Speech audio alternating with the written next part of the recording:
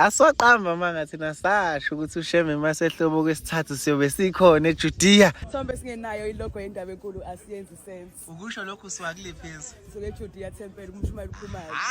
Siyake uyohlobo kwesithathu siyobe sikhona le Indabenkulu ngo-October. Lalela yabona ngasuke sifike eJudiya kokuqala sifike eJudiya thina. Kodwa samenyoba ukuthi size la. Namenye oshembe. Wahlakanipha.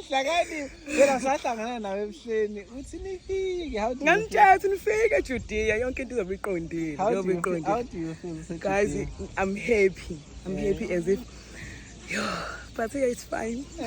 How do you feel ubona labafana laba? Ngiyajabula ngibona Indabenkulu cabanga nje Indabenkulu. No, Indabenkulu naya lapha. Ngiyangilaka-ke manje bese ngifila kamnandi ngibona abafana beNdabenkulu. Ujabulela abafana. Angijabulela abafana, ngijabulela Indabenkulu.